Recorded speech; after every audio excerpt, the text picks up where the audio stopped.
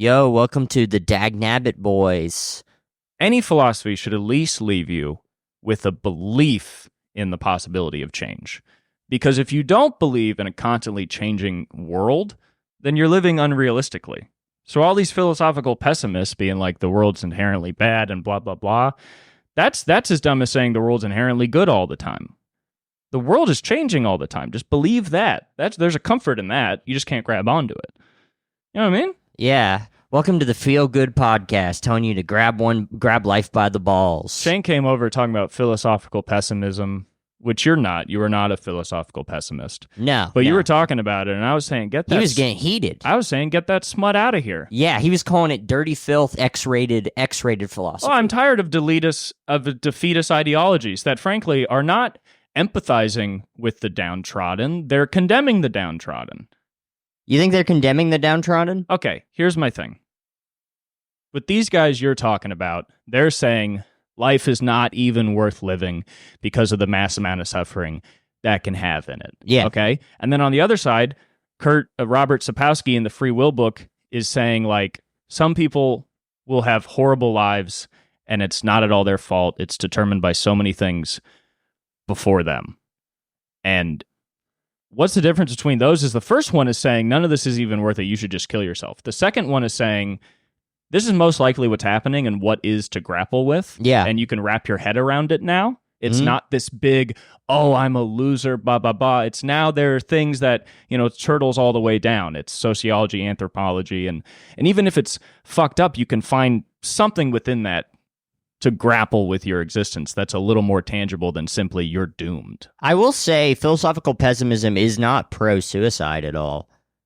I've read... I'm not saying pro-suicide, but it's pro none of this even existing. Yes, it is pro. It is pro if there was a button you could press and it made nothing ever happen, then you'd press that shit. And call me optimistic, but I frankly just think something is better than nothing. Not even in a quality sense, just it's either something or nothing. All right, Cooper says no crackers, worse than some crackers. So if you had some graham crackers, it's better than not having no graham crackers. And then these guys say, like, okay, so 4 nuclear bombs is better than no nuclear bombs. And it's like, well, you're acting like the whole world is nuclear bombs, when really the whole world is 4 nuclear bombs, 4 crackers. Yes. Also 4 tuna fish. Yes. Also 4 baseballs. Also 4 swords. Also 4 knives. Also 4 suicides. Also 4 mothers expecting. 4 genocides. 4 gummy bears. It's a lot of stuff. And it's also just like, I feel like those guys, they're like, well, it's like, you like stuff, right? And they're like, but none of the stuff I like is worth it. And you're like, how worth it does stuff have to be? That's also my issue is like, they're very into... you're just bored? Nothing's amazing enough for you? They're very into virtual reality. Some of them are very into virtual reality because they think that it can create an optimal world. Yeah, they sound kind of just bored, where it's like they want life to be amazing, and it's like life, when it's fine, is so good. Fine should be fine for you, and they want amazing, and then when they don't get it, they're like, well, this sucks. And it's like, you're a baby. How are you a philosopher if you're like, well, the world should just be perfect all the time, and if it's not, we shouldn't be here? It's like, what's the point of philosophy? To help you through life? Yeah. You're telling people none of this should even happen.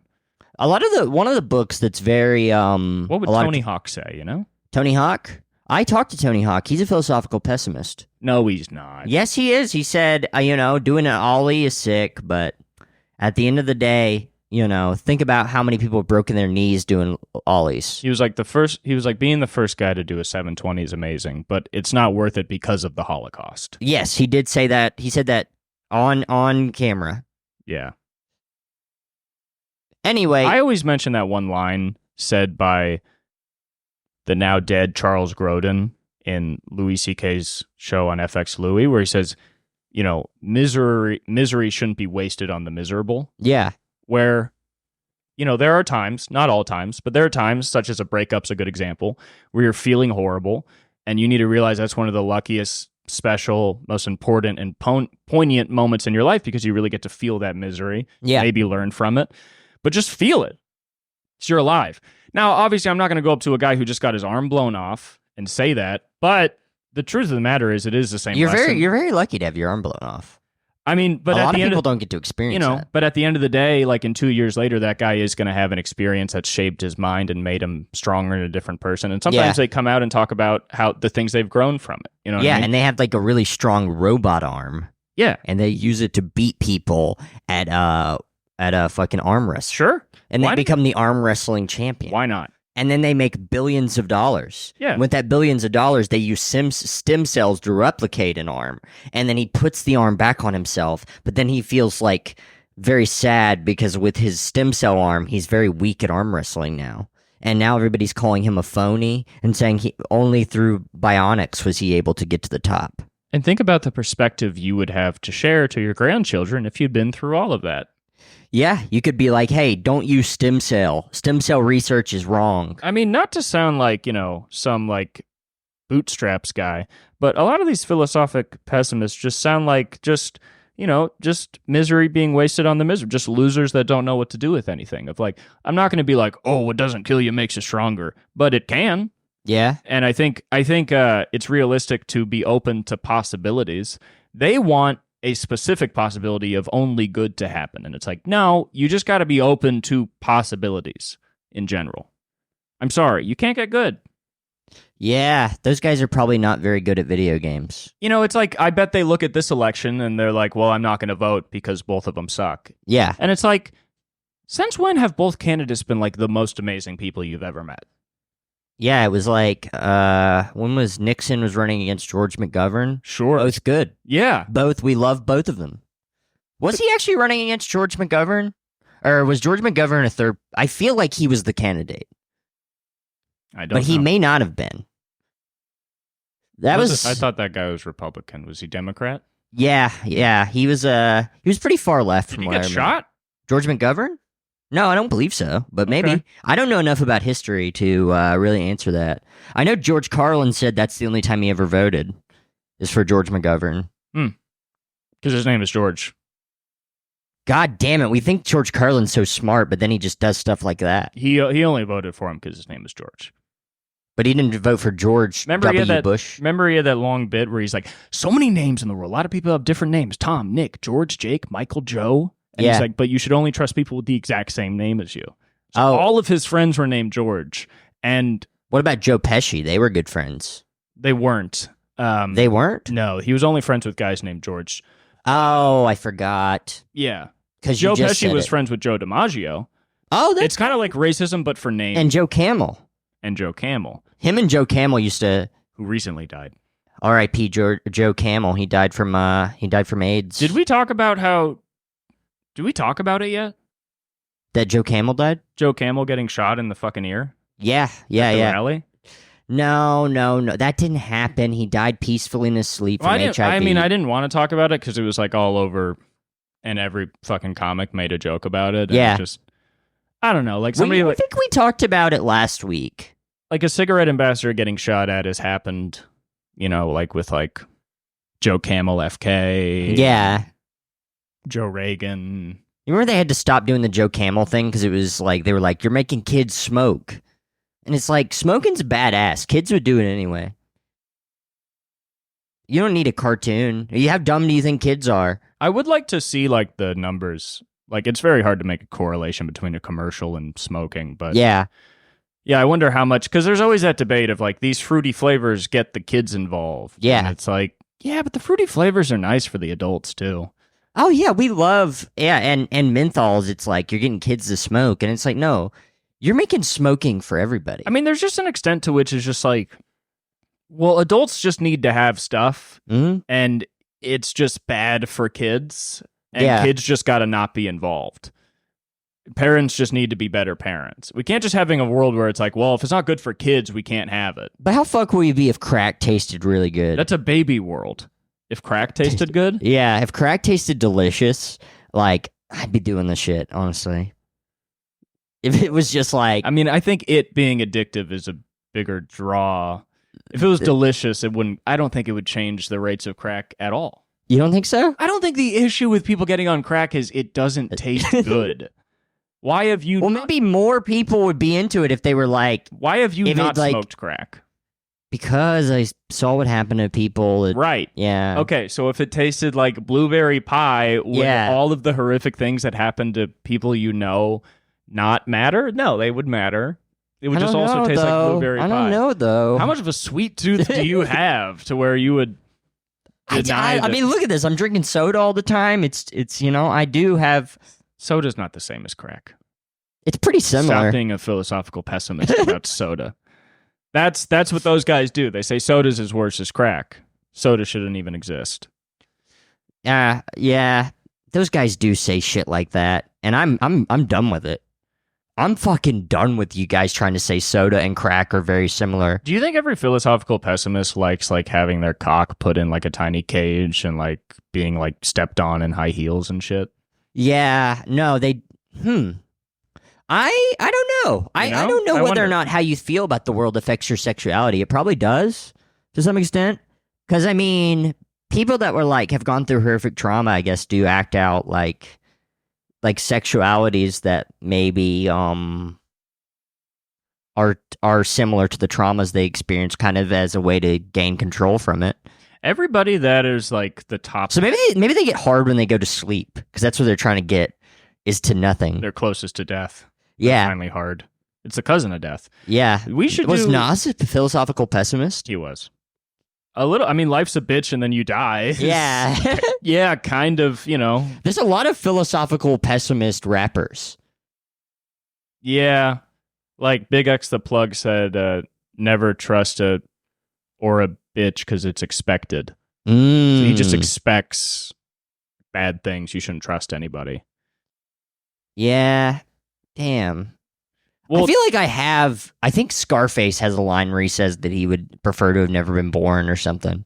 Texas philosophy is actually a Houston philosophy. It's a philosophically pessimistic philosophy. It's like they say don't mess with Texas because they believe the world is inherently bad. Yeah. So they need to deter. The way America does deterrence across the world is that they do not mess with Texas. Because the world is inherently bad and people move in bad faith is actually the full sentence. Yeah, they say, everything is bigger in Texas. The full sentence is everything is bigger than in Texas, including the amount of human suffering. So it's better to have never been. That'd be really funny if they marketed that too. We got everything more in Texas. We got the biggest Skid Row in the world, and the rates of inauthenticity and despair are off the charts. Dude, what if that's why you were a philosophical pessimist? People weren't authentic enough. They're a bunch of sucker MCs.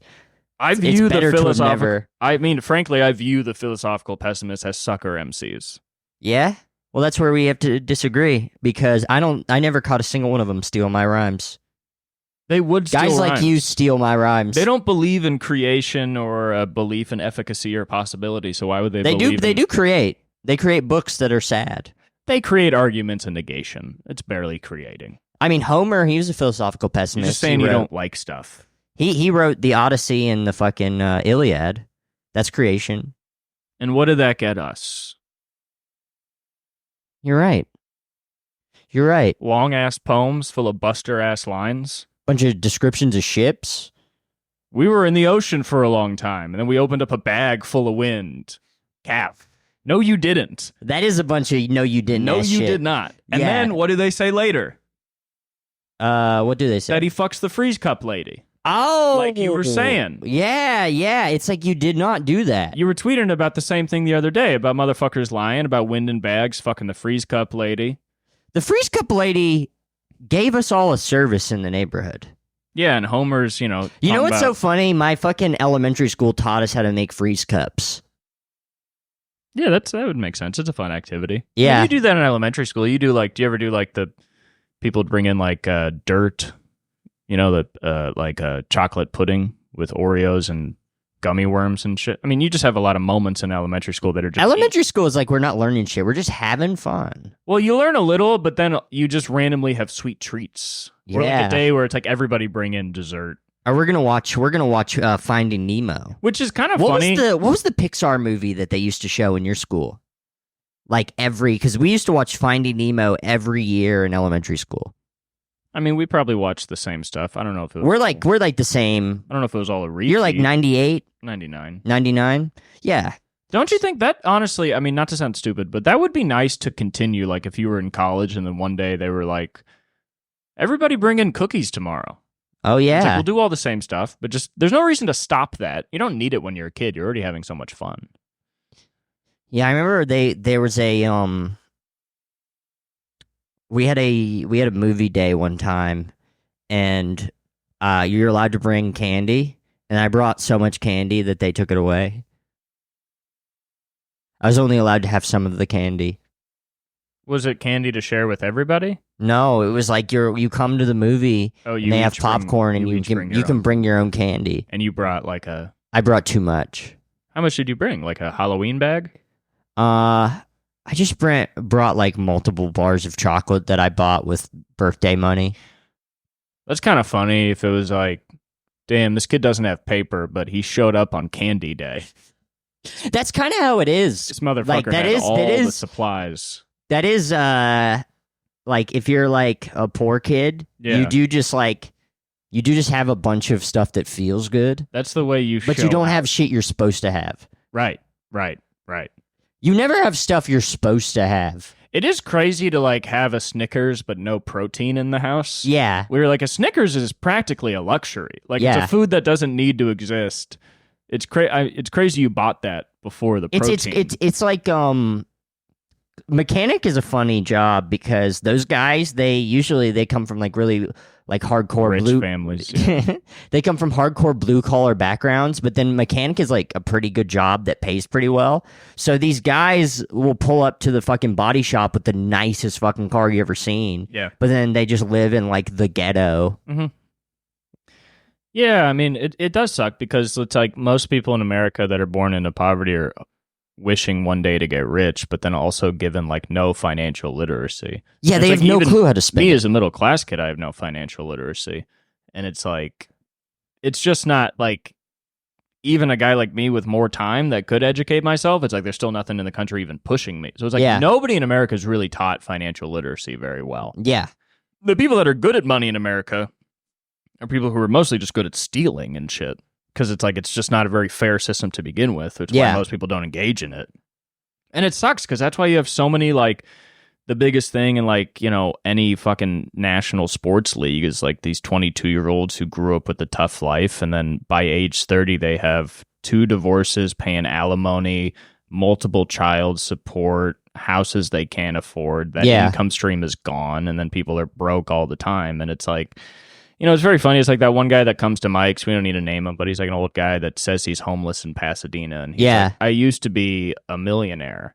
And it's just like, I was thinking in the shower the other day about him, and I was like, that's literally the best alt comic in LA. yeah, I mean, if he's all telling the truth about everything, Yeah. then it's hilarious. There's a guy we know, he comes to Mike's. He's like 50, and he talks about sleeping on a park bench in Pasadena, but how he used to have like, you know, $2 million and then fucked it all up and spent it all. And it's just like, well, yeah, you know. And it's also funny. America's so He's sad. very funny. America's so sad where a guy will say, I once had $2 million.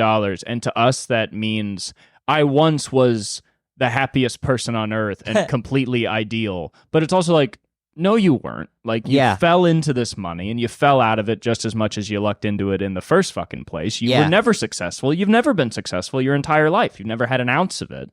That's why you probably spent all the money on hookers or whatever, because you're empty. Yeah. And it's like I was talking about how I was joking about how it's like, it's so sad when people are like, they think their life is justified by the amount of money they make. Yeah. And it does suck because now in the current system, the border to living a normal life is money. So Yeah. even to reach that fulfillment and happiness, you do need to make like at least $100,000 a year. So Yeah. that exists and it is true.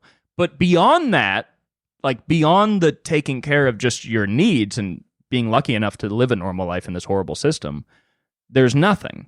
Mhm. You know what I mean? You can only fulfill your, and beyond that is just losing money and just digging a deeper pit that will make you so sad. I don't know. It is crazy. I want to move back to what you're saying about the athletes getting divorces and then paying alimony. And I'd like to move to the side of it after. Yeah, okay. And then we can move below or maybe above it. Yes, okay. So I do want to Diagonally? say we need to teach financial literacy. We also need to teach fidelity literacy. because that's why they're probably getting divorced. Is they're busy with sports and they're on the road. They cheat all the time. Wife finds out about it. But so you do need to know as a poor kid, you can't be cheating on your wife because she might take all your money. I mean, truly, yeah, I watched this 30 for 30 about athletes, and that is a big part of it. Yeah. They're like, these guys have kids, then have to pay child support, and when they're in the league, it's fine because they make enough money to pay it. And then they get out of the league, and they realize that they owe like $1.5 million combined every year for like alimony, child support, houses they can't afford anymore. Yeah. And they're like, oh, I've had insane expenses this entire time. And they don't realize that you can't just, pump babies into people. Which sucks. Yeah. It does suck. You fucking have a kid when you're 16 years old and fucking... But then there's another side of it where it's like, if you're like extremely poor and you just have like a shit ton of kids, it's like nothing really changes. Yeah. You have no money to begin with. Mm-hmm. You're just hemorrhaging more than before. Yeah. The only thing that changes is like each new kid you have, the less there is for that child. Yeah. Your life is unaffected. Which I guess is how people can just be bad parents, because they're like, well, I mean, my life was shitty before the 6 kids. Yeah. Like, I had negative $50. Now I have negative $100,000. Yeah. It's been zero the whole time. Yeah, yeah. So it's like, I guess I can't get a loan, but I couldn't before. So I'll just keep having kids. Yeah. I guess, yeah, you don't think of it that way. It's just like, yeah, what's to be lost? Like a middle class person would be like, well, if I have a kid, I could, lose a lot even. Yeah. But then a person who's already in the red is just like, yeah, I mean, whatever. Yeah, I mean, I'm fucking whatever. What's? I think a kid costs like $400,000 to raise or something. It costs something crazy. Isn't that crazy? Yeah. People that will never make that amount of money have like 9 kids. Yes. That's so wild. But there's a true freedom on each spectrum of finance. Of like, you're either Jeff Bezos, where like the money doesn't exist and just keeps shooting upward, or you're so poor that you are infinitely poor in that way. And if you kind of function you're kind of a billionaire of poverty. Yeah, because if you just keep taking on debt, then in that way you're very rich. Yeah. Where you're just like, as long as I am allowed to keep taking on debt, the only problem is eventually they'll try and stop you from taking on any more debt. That's fucked up. But you can find shittier and shittier lenders that will just... Technically, they will be fucking you. Yeah. But at that point, it's like shooting a dead body. Yeah. So it's just like, yeah, give me this loan with a crazy interest rate. I don't have a face anymore. I'm so riddled with bullets. Yeah. Give me the $5,000 that technically I'll have to pay back $5 million or whatever. Yeah. But I don't care because that'll never happen. So thank you for the $5. I went to the eye doctor. Is that what we should do? Should we just... I went to the eye doctor the other day and No, you didn't. They were like, all right, this will cost like $150, and I was just like, I don't have it. So she went back into the office of the doctor, and she's like, can you do $80? I was like, yep. Cool. That is cool. Yeah, apparently you can just go and just be like, yeah, I can't afford to do this. Well, but so either you're getting $0 or you're getting less than what you asked for. That's a cool thing about the medical industry is they kind of have to work with you a little bit because like it's an industry that's supposed to help people. Yeah. So it's one of the last like real billion-dollar industries that you can kind of haggle. Yeah. Because like I think technically like you can call a hospital in like California if you go to a hospital and just be like, I have no money. Yeah. And they're like, fuck. Under some law, we just have to let this go. We have none. Oh, great. Oh, it says here under pussy liberal law that we're allowed to treat you. Fuck. Yeah. It is weird. It's like, in some ways, we have, like, circumstantially free healthcare. Where, like, if you just tell a hospital, like, I'm so fucked, they're just like, shit. I have $0 and I have 4 things inside of my ass. Hospitals are the only people that are like, this guy has $0. We can't charge him. Everybody else is like, we'll find a way. He'll pay. You ever talk to, like... But hospitals do that, too. I don't know what I'm saying. People get fucked with medical debt. It's crazy how often like nurses, like, you'll talk to somebody that works in the medical field and they'll be like, I have to pull stuff out of people's asses, like, once a week. Yeah, people like it really putting makes stuff you up not there. want to put anything up your ass, ever. I wouldn't even put a sex toy up my ass because I'm like, I don't even understand how this couldn't get stuck in my ass. If a lot of other shit's getting stuck in people's asses... Somebody told me a chair leg got stuck up somebody's ass, and I don't even understand how that would. Apparently, there's a suction, and it's like if a chair leg's getting stuck in somebody's ass, why would I trust a dildo? Well, because a dildo has balls on it that will stop from going into your asshole. But I've still heard of people getting dildos stuck up their ass. Because they're being stupid. They're shoving the balls in. They're shoving the whole balls in? Okay, you know how we're talking about how the philosophical pessimists, they want excellence and they won't just take what they have? Yeah. So they say none of it's worth it? Oh. Okay, so with this, I got a dildo in my closet. I got an ass thing over there. The dildo has balls. It's covered in shit. The dildo has balls on it, so it doesn't go in unless you somehow push the balls in, which is insane. And then the prostate thing has like 2 bars that stop it from just this. All the smart things give you a wall to say you should probably stop here, and frankly, this is enough for anybody. This is how straight I am. I didn't even know that they I didn't know nothing about that the balls were keeping them in. I thought maybe gay guys maybe stuffed the whole balls in. So that's how straight I am. You did not think gay guys stuffed the balls in.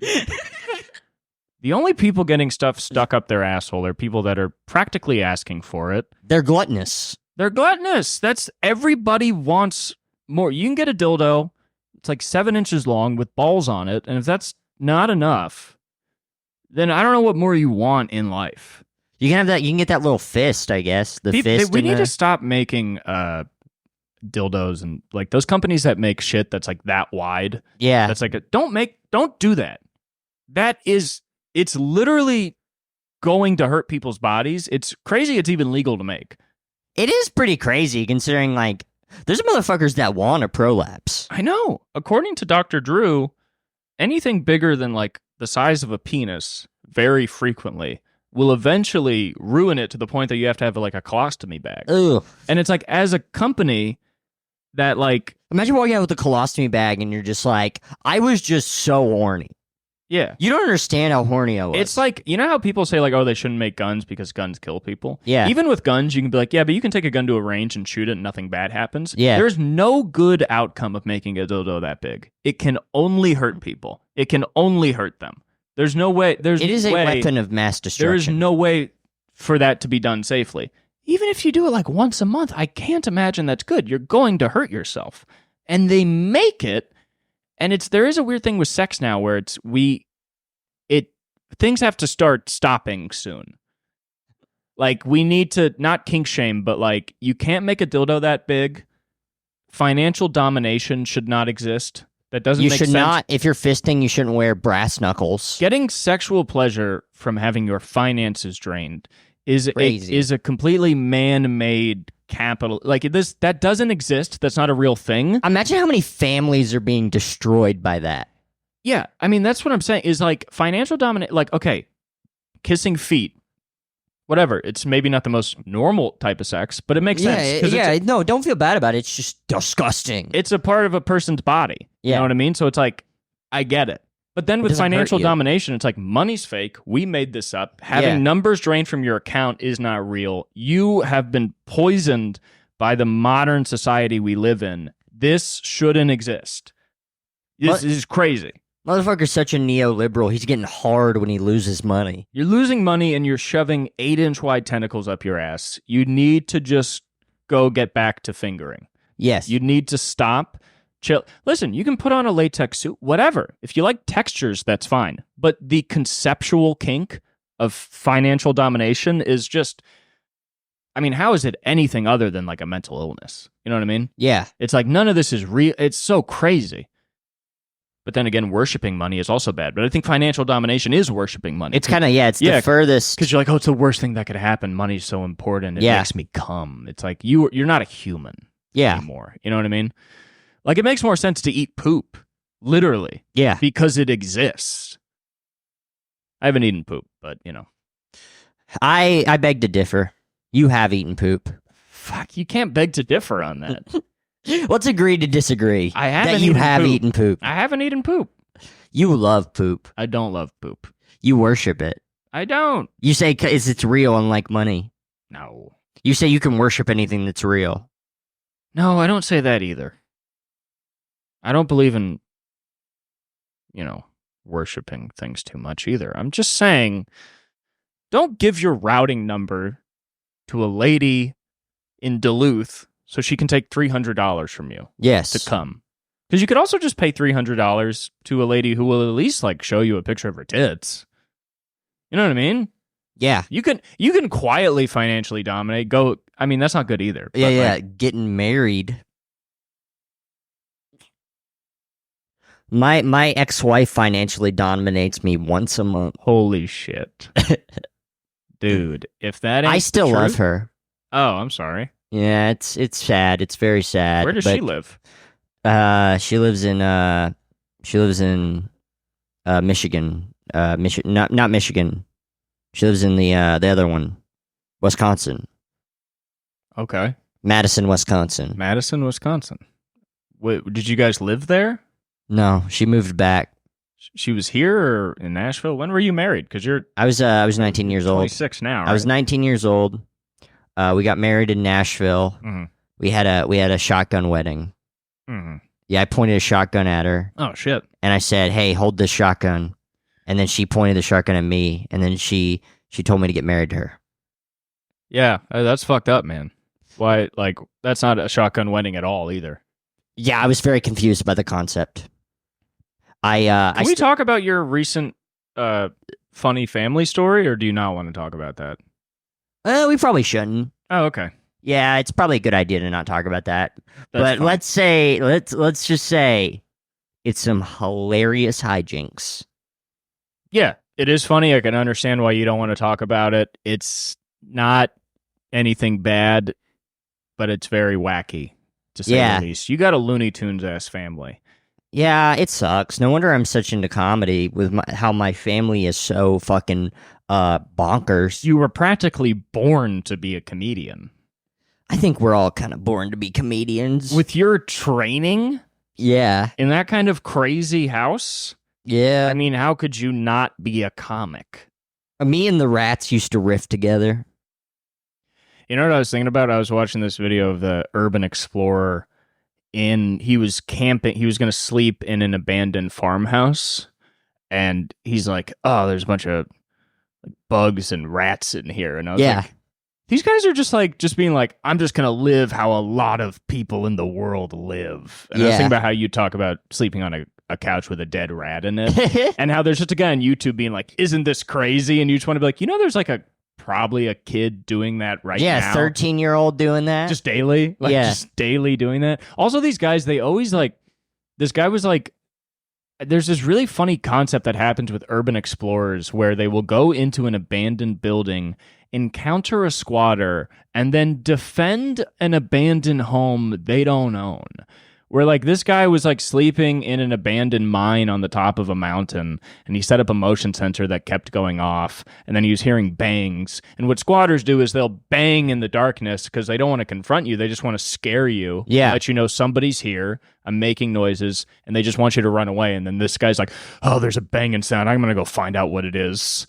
And then he's like following it, and it's like, stop harassing this homeless guy. Yeah. Who is living a hellish existence in an abandoned mine. He's getting lung cancer, Yes. he's getting multiple strains of lung cancer. Yeah, it's like, dude, the urban explorers do the craziest thing where, I mean, and obviously a lot of these videos, like, could be fake. Some of them are not, but it's like, they just do this thing where they're scared, like, oh, holy shit, and then they just walk forward, and you're like, these guys are, what are you doing? Has anybody ever asked you to do a fake video like that? Like, pretend to be somebody, but, like, No. they're like, this is a fake video to be online that people are gonna love, and then... No. Yeah, I think my roommate did one of those. That's so funny.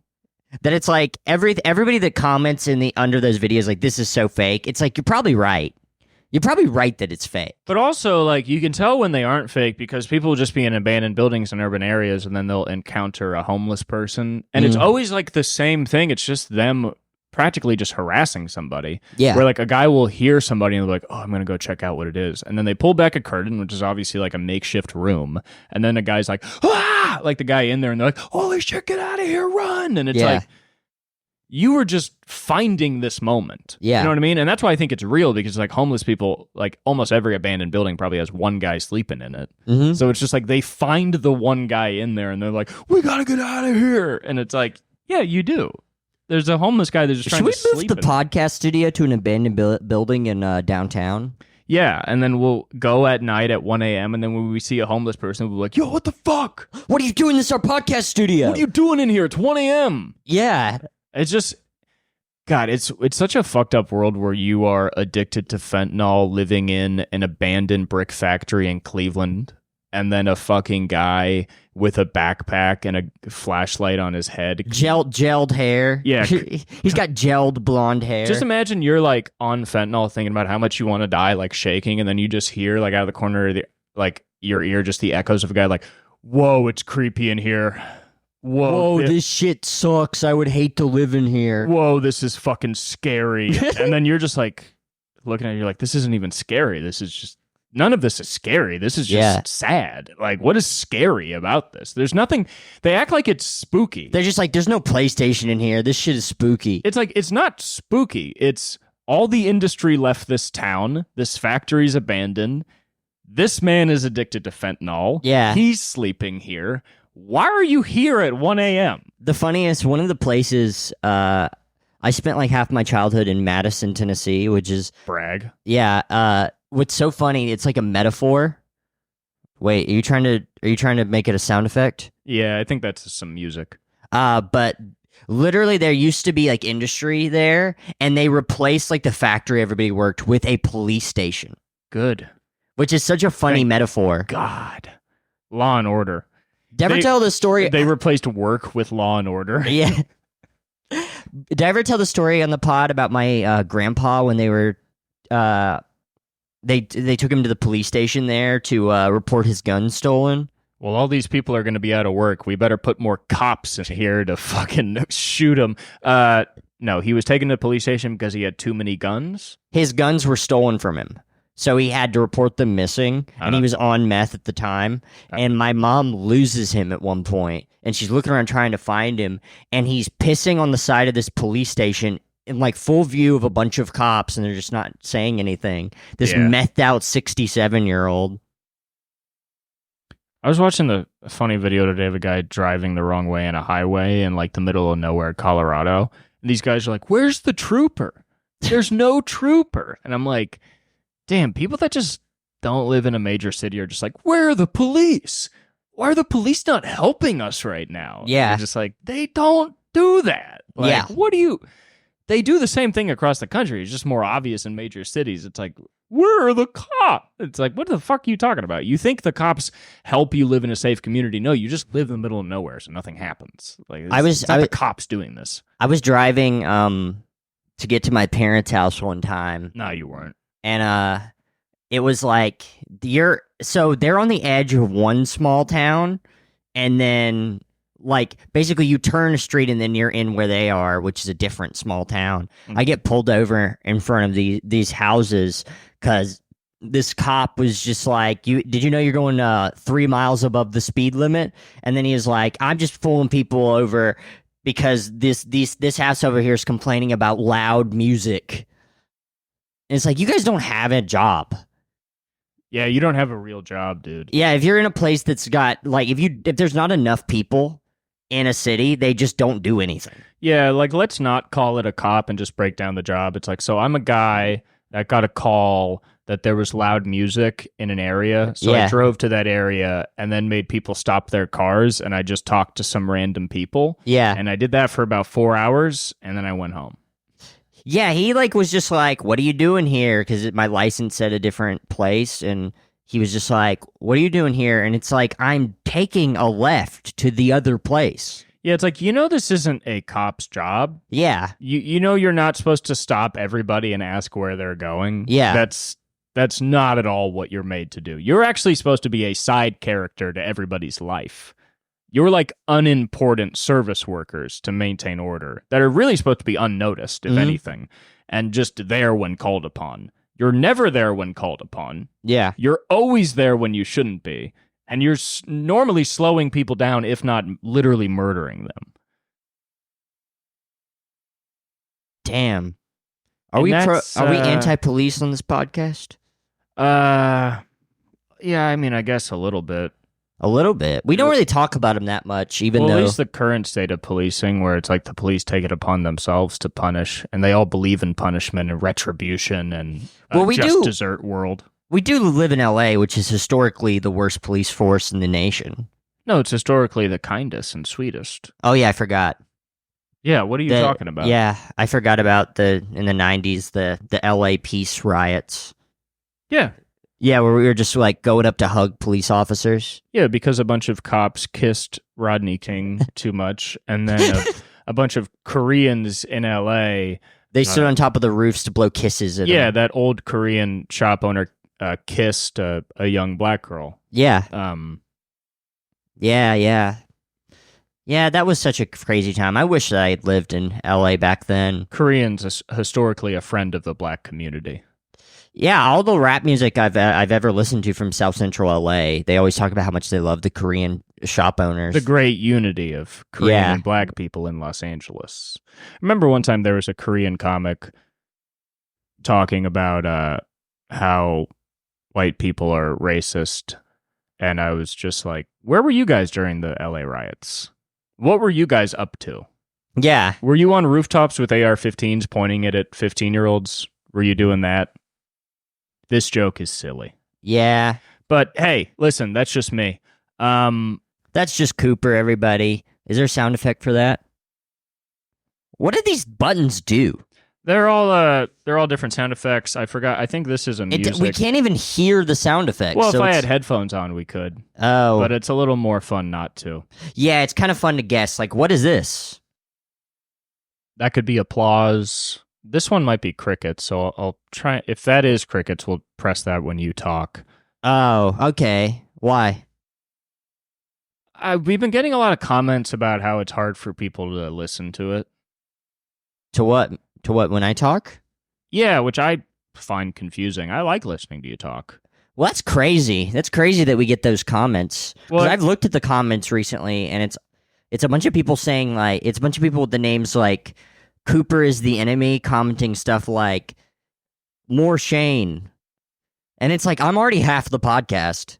Yeah, what do they mean, more Shane? Yeah, what am I supposed to do?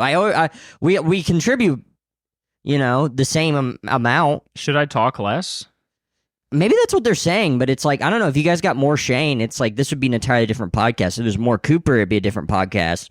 But like as a synthesis, we're the Dagnabbit boys. Well, everybody's mad at me right now because I didn't endorse Kamala Harris the first day of the thing.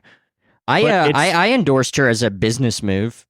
Frankly, I was confused because when they first said that she was the nominee, I thought it was Pamela Anderson. Oh. And I was like, should she be president? See, I thought it was Camille Nanjiani. Yeah. Kamala Nanjiani Anderson. Yeah, that's who I thought it was. Yeah. But turns out it's some... Did you vote in the last election? I've never voted. I had So you've died the whole time? Yeah. Vote or die? I remember we had a class in high school where the whole thing was 60% of the vote is registering to vote, and I failed just because I wouldn't register to vote. Right. Are you against voting? I don't know.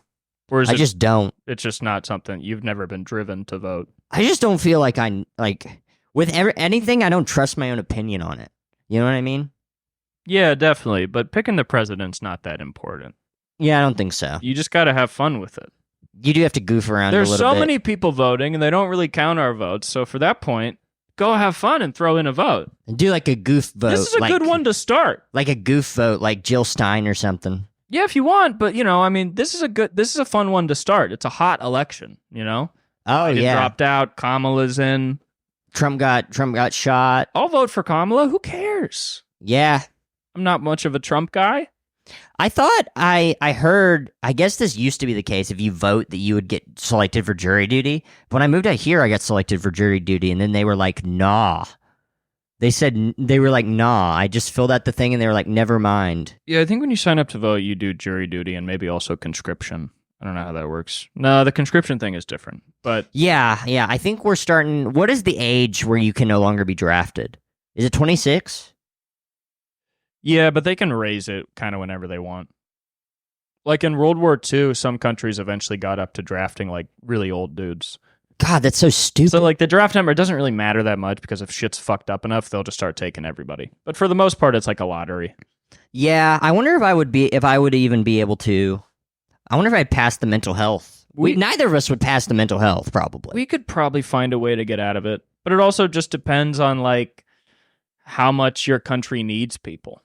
Yeah. You know, because like eventually if it's like an all-out crazy war, they could get to the point where they're like, we don't give a fuck if you're like bipolar. Yeah. They're like, we just need you to run in a field and shoot people. You're going to die. Like, we don't care. We need 100,000 people to throw at an army. Yeah, does it make more sense to have crazy people if like a lot of them are going to die? I guess the only issue is it's like, are those crazy people all going to fight for one side or are they just going to start shooting other people? Because they're crazy, so they might not have an allegiance to America.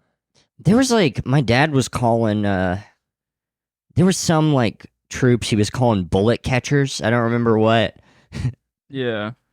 I wish I could remember better, but I like guys like your dad, just from what you've described. I like the way they really take a glee in like categorizing like people of like, yeah, those are the bullet catchers. Yeah. Like it seems like your dad's main thing is being really into being like, yeah, they only exist for that reason. To be like, she's just a fucking baby maker. That guy's a bullet catcher. Motherfucker's a shit eater. Yeah. Which I guess it's a pencil up his pee hole, idiot. Yeah, he's a philosophical pessimist. Yeah, that's really cool. Is that rude of me?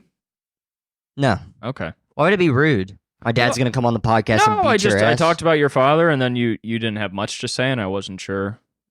Well, I don't know. I'm like, I fucking took ZZ-Quil because it helps me sleep, but then it helps me sleep, but then I sleep for too long, and I wake up fucked up, and I'm driving, and I'm just like, I'm going to kill everybody. Damn, you're so redneck, you called Z-Quil ZZ-Quil. Yeah? Is that not what it's called? Because you love ZZ Top. I've only heard it called Z-Quil. Yeah, I pronounce all the Z's. I think it is like a ZZZ. Yeah. Z. Yeah, you say all the Z's. Nobody does that. Well, you actually only did 2. Yeah, I kind of gave up. I couldn't remember how many Z's it was. Yeah, I mean, we got to work on that, man. Are we still doing the book burning for the podcast? Yeah, what books you want to burn? I don't know. I don't think we should be like fucking Why don't we burn books that are negative? Ooh, like the that tree book. What's it called? The Giving Tree, because the tree dies at the end. I don't think that's no, I don't That's sad. I guess parts of it are negative, right? Because the boy realizes he's been taking from the tree so much. Yeah. And he's like, I'm a piece of shit. Yeah. But the tree doesn't necessarily resent him for it. The tree loves him. Yeah. But, so we're going to burn that one. We're going to burn A Very Hungry Caterpillar because, I mean, what's a greater, like, crime on humanity than the amount of people that are still hungry? Okay, keep going. What are some other books? Cat in the Hat. All right. I thought that would be next. Yeah. What's wrong with that? He releases a bunch of mutants into these kids' houses, and he releases 2. He releases 2 mutants into these people's houses. I don't know what the fuck those things are. You said a bunch. It's famously 2. It's thing 1 and thing 2. Yeah, they're fucked up. He releases them into their houses. They're not even human. They're like monsters. And there's a bunch of mischief that happens. Mischief is fucked up. So don't go and do mischief. That deserves on the fire. Book's negative, though. The kids really enjoy the cats. They're worried. Visit. They're worried, so that's a negative emotion. Well, there's some nervousness about the mischievousness of the things, but yeah. in the end, it's kind of fun for everybody. All right, what are some other fucked up fucking books? Yeah, I mean, you're mentioning... Where the Sidewalk Ends? Yeah, you're definitely mentioning specific books. I actually have a copy of Where the Sidewalk Ends right over there. Well, Where the Sidewalk Ends, I don't think I've ever read it, but why does the sidewalk have to end? It's a funny name because that's the question, I guess. Do sidewalks really end? Well, I don't fucking take that shit. I take that shit seriously. Well, I don't think... I love to walk. I think it's inherently wrong. I love to fucking walk. I think it's inherently wrong for you to take a Shel Silverstein book seriously. Here, I'll get it. Just... All right. Get the fucking piece of shit fucking book. Whatever. Can I borrow that when we're done? Well, don't just grab it. Can I borrow this? Because I don't know. I mean, it was my father's. I don't know if I just want to give it out. I think it's kind of old. It's but old? It's for Ursula. So let's just read one thing from Where the Sidewalk Ends. Okay. This is called Invitation. Okay. So this is a good place to start. It's the first poem. Okay. Just for reference, it has a... Shel Silverstein draws all these. Of course, if you don't know, that's a candle. Yes, if you're listening to it audio style, which I think the majority of people are listening to it that way. First poem, it's a book of poems, but for children. So first poem, Invitation. If you are a dreamer, come in. If you are a dreamer, a wisher, a liar, a hoper, a prayer, a magic bean buyer, if you are a pretender, come in, sit by my fire, for we have some flax golden tales to spin. Come in, come in. They're just letting anybody in. All right. Well, that's a bit of a... Okay, so that's a negative way of looking at it. Why don't we go to the second poem? So that's all you got from that? You don't think it's like... They're letting in liars. Interesting. Well, maybe he hopes that the liars would see the authenticity Shell is bringing and want to do so themselves. If we just deny everybody and condemn them, then how will they ever change?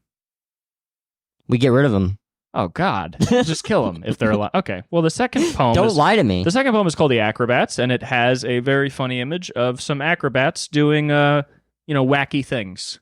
Well, that one is dying up at the top. No, it's not dying. It's just held on by its nose. His legs are broken. They've covered him up his legs aren't with rope, and they're using his nose. Oh man, he can't breathe. He can't breathe. His mouth is open. Okay. This poem called The Acrobats. His mouth is going. He's going. You can't confirm that. So it's called The Acrobats. Okay, The Acrobats. I'll swing by my ankles. She'll cling to your knees as you hang by your nose from a high-up trapeze. But just one thing, please. As we float through the breeze, don't sneeze. Okay. And that's funny, because if he sneezed, then they would all fall down. And they would die. And maybe that's a fun little poem about And they would fucking die. Well, That's very interesting. We don't really know how high up they are. They seem pretty high up. I mean, that's like, if we're going to do it, so that's about, would say these are kids. They're probably about 4'9" about. Maybe Okay, we could do that before average. you even finish this, there could just be mats under them. You know what I mean? Like when... There could also be spikes under them. Why would they do that? There could be broken glass and spikes to train better. It's not a realistic way to look at things. Well, a lot of people go mountain climbing, and Would you like to hear the third poem? I guess so, if you want to keep fucking saying fucked up shit like the last one. There is no picture accompaniment to it, but it's Okay. called Magic.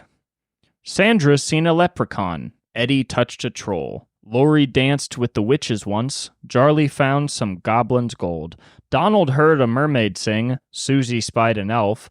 But all the magic I've known, I've had to make myself. That's really sad. So this is... But also, first off, they ran into a troll, a goblin, and witches.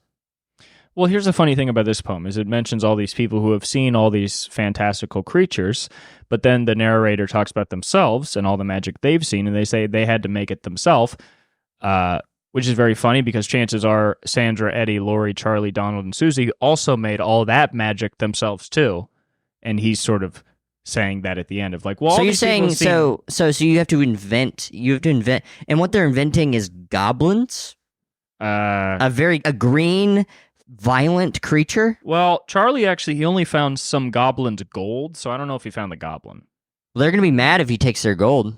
Well, he found it. We don't know if he took it. He only found it. He found it? We don't know what he did with Well, what's the deal with witches? They danced with witches. Sounds like a spell to me.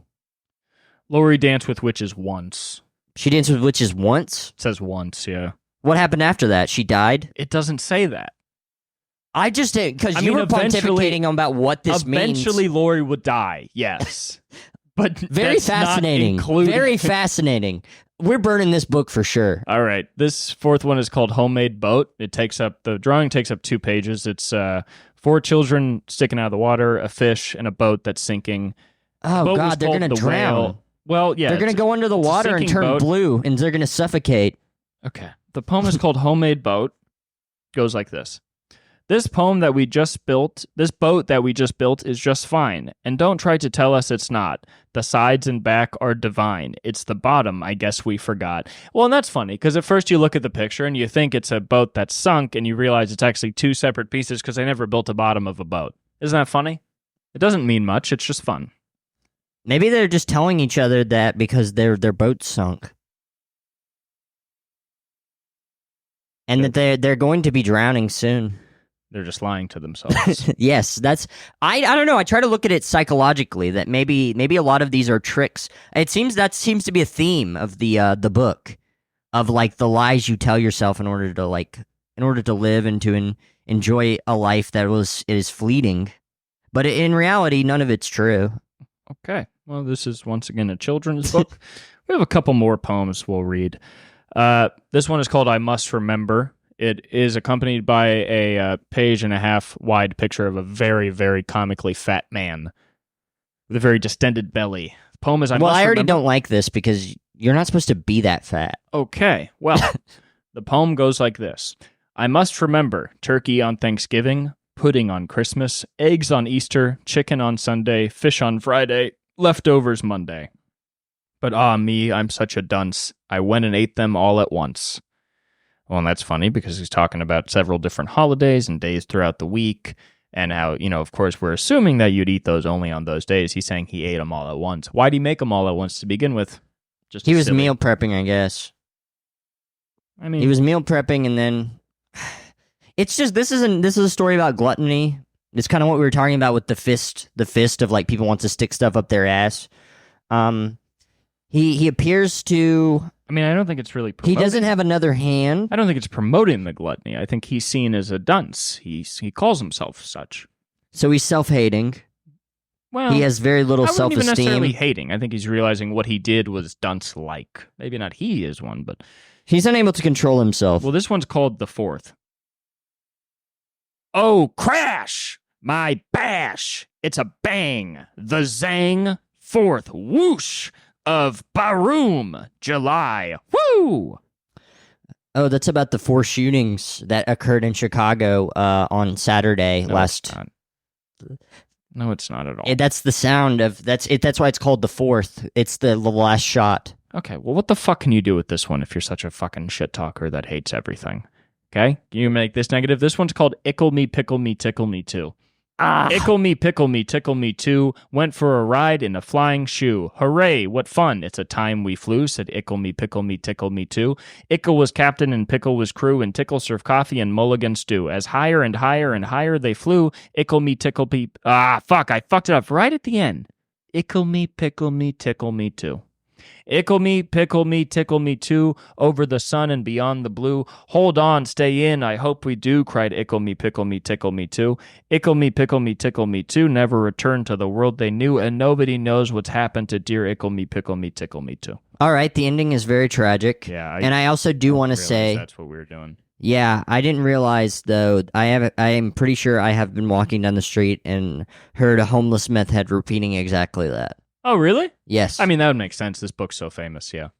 No, I believe that maybe that he just God transcribed damn it from a homeless crackhead. Well, let's see if you can make this one negative. This one is called Hug O War.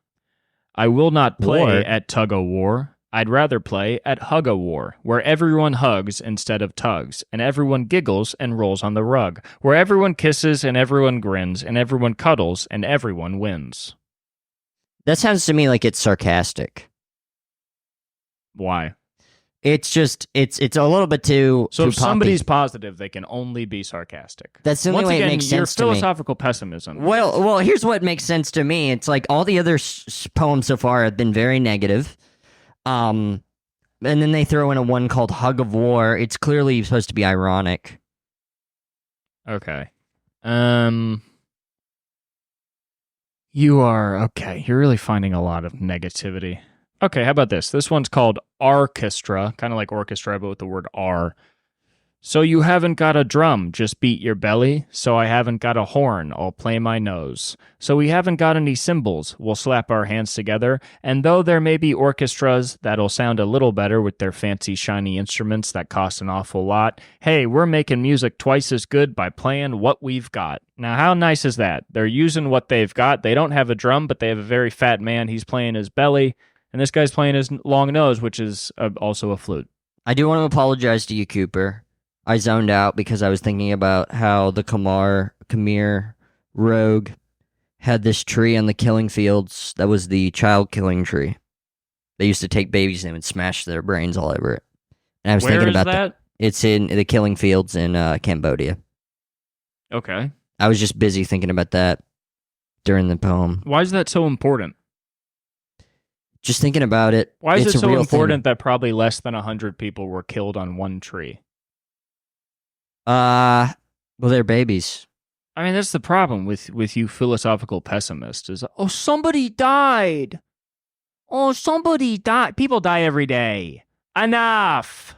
Oh, you really don't see how tragic it is that a small child had his brains busted up against a tree? Of course it's tragic. But you're acting like da-da-da. You're like, oh, you mentioned that? You think you're a genius for knowing something's tragic, you philosophical pessimist? I'm not talking to you. I'm talking to the philosophical pessimist. You are this talking poem's to me. about you. It's called The Loser. Mama said I'd lose my head if I wasn't fastened on. Today I guess it wasn't, because while playing with my cousin it fell off and rolled away, and now it's gone. And I can't look at it because my eyes are in it, and I can't call to it because my mouth is on it. Couldn't hear me anyway because my ears are on it. Can't even think about it because my brain is in it. So I guess I'll sit down on this rock and rest for just a minute. And the picture is of him sitting on his head. Yeah. Are you referring to me as that's what you a philosophical pessimists are doing. Is that what you're you're sitting on your own head? Are you framing you as a loser because when I was 13, we lost my grandfather due to a stroke? No. Is that what you're kind of trying to... You're just finding negative things. Well, it sounds to me also like he's dead. He's dying. It's a dying dream in that poem. His head's removed. It's like chickens. Joey took a stone and knocked down the sun, and whoosh, it swizzled down so hard, and bloomp, it bounced in his backyard, and glunk, it landed on his toe, and the world was dark, and the corn wouldn't grow, and the wind wouldn't blow, and the cock wouldn't crow, and it was always night, night, night, all because of a stone and Joe. That one's nice. That was negative. The world was dark, the corn wouldn't grow, the wind wouldn't blow, the cock wouldn't crow, and it was always night, night, night. How is that positive? I liked that one. This guy threw a rock at the fucking sun and the world ended, and you like it. That one seems like pretty realistic. Oh, you'll love this. Okay. This is perfect for your absolutely just succumbist ideology. Listen to the mustn'ts. Listen to the mustn'ts, child. Listen to the don'ts. Listen to the shouldn'ts. Listen to the impossibles and the won'ts. Listen to the never haves. Then listen close to me. Anything can happen, child. Anything can be. So let's tear out these 2 pages and then burn the rest. The last part of this poem. Anything can happen, child. Anything can be. You hate that. Oh, well, let's white out that part. So, are we done with this like bleak, horrendous fucking poetry you're reading me? You're making it bleak. It sounds fucking anyone that's at 2 years can hear that this is just a crazy dark man. You remember that one about the killing tree, where they fucking bashed the kid's brains? That one poem. You brought that up. No. You brought that up. That shit reminded me of it. It's not even the worst way kids have been killed. I mean... What's the worst way kids have been killed? Well, probably, like, once they're able to be conscious, people raping them for long hours of time and then, like, torturing to death is a lot worse than just smashing a baby's head against a fucking tree. Well, who's negative now? I'm trying to talk to you, and all you talk about is killing babies, because that's what you think the whole world is. Sweet greens exist, too. I've never heard of that. Stone telling. How do we tell if a window is open? Just throw a stone at it. Does it make a noise? It doesn't? Well, it was open. Now let's try another. Crash. It wasn't. How about that? Huh? What about that? It's what do you think about that? It's what's it called? Reality testing? It's a smash and grab. No, they don't even talk about that. Well, they saw somebody's backpack. No, they didn't. That's not in the book. Well, you have to imply when they broke the window. No, you don't. You cannot. You cannot imply. What do you do when you read poetry? You don't think about what it's about? I don't just make stuff up. That's not made up. It's implied by the context. You added the backpack. It's implied by the... There is no implication of a backpack that the narrator's stealing. Let's go back. Let's go back. Go back to it. They toss a stone. Not going back. You're going back. They saw a fucking rental car. They smashed the window and they took the backpack. No, they didn't. Okay, is this the last? This is the last poem of the whole book. It's called The Search. I went to find the pot of gold that's waiting where the rainbow ends. I searched and searched and searched and searched and searched and searched, and then there it was, deep in the grass, under an old twisty bough. It's mine, it's mine, it's mine at last. What do I search for now? It's kind of about how we're just never fulfilled. That's simply what it's about. No, we're never fulfilled when we are chasing something as dumb as a pot of gold, which I would say that this sort of search for this pessimism that you and your fellow colleagues in the I don't have any colleagues. pessimism field are looking for is a similar pot of gold. What do you want, even when you find it? I want to understand what really is occurring. No, you don't. I want to understand You want it. to confirm a bias of malice that exists within the whole world. I believe that the universe itself is malicious. That we were created Why? by a dying god who wanted to spread his agony. He spread dust as he was dying, and it created the universe. Yeah, I mean, what a stupid thing to believe. Yeah, it's stupid if you're fucking like a punk. If you're like so what kind of guy do you have to be to believe that? a badass. Okay, all right. So You have to be fucking Charles Bronson into the Death Wish series to really understand, to grasp. We had a big fat guy who created the universe, and then on the last day, as he was dying, he created the earth. He created all living things, he created consciousness. Yeah, it's just really negative, you know? I don't see it like that. I see it as very life-affirming. It's not life affirming. You're To saying you. you're saying life shouldn't exist. To you, it's not life-affirming. You and these philosophical pessimists. Who can kick a football from out here to Not you. Afghanistan? I can. You Who can't. fought tigers in the street while all the policemen ran and hid? I did. Who That's will definitely not fly about and have Cooper. X-ray eyes and be known as the man no bullet can kill? I will. Who can sit here and tell lies all night? I might. Oh, it's actually called, the poem's called Cooper. No, it's called who? It's called Cooper. It's not called Cooper.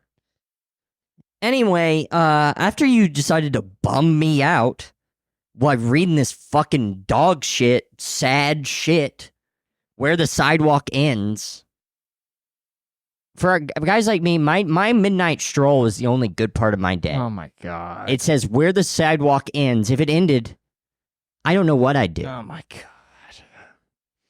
All right. Well, we'll be back next week, and hopefully Shane's philosophic pessimism. Will not continue, I guess. That's what you hope.